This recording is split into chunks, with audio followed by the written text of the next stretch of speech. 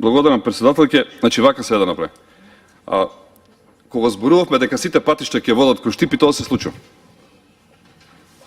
Универзитетот, индустријската зона, патиштата, почетокот на изградбата на клиничката болница, која за жал пак многу малку средства и целата работа е стопирана.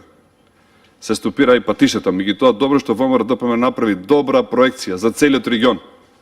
Значи патишта се движат од Скопје кон Штип, преку Штип до Струмица, преку Штип до Кочани, се гради. Се направија многу проекти. Имаме многу студенти, имаме многу возила, имаме влезна и лјадници, луѓи и возила секојдневно во Штип. Знаете што значи? Штип стана центар, благодарение на претходната влада на ВМРО-ДПМНЕ. Сега, кога се прават такви ситуации, нели, кога имаме некои комодитети, убави услови, може луѓето да си купат и возила, си купуват и станови, се градат некаде преку 10-15 стамбени објекти кои се многу важни, приватна иницијатива е.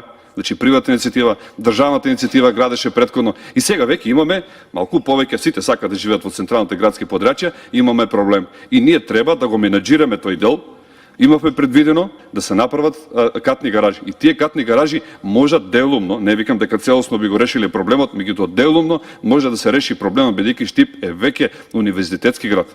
И ние мораме да му помогнеме на тој Штип. Меѓутоа, за жал, јас во последно време гледам и во буџетот, и во целата проекција на владата, некако како да се заобиколува Штип.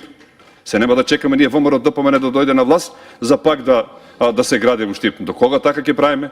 Веќе сум разочаран, да ви кажам, и навреден сум, затоа што колегите не дават никаква поддршка на моите амандмани со господинот Никола Мицевски и господинот Иван Иванов што ги предложивме. Веќе ова е, стварно да ви кажам, не знам, мислам дали е лично кон мене, дали е лично кон Штипје, не знам што треба да се направи. Како треба да ја анимираме македонската јавност, како треба да ги убедиме пратениците Социјалдемократскиот сојуз да дадат поддршка.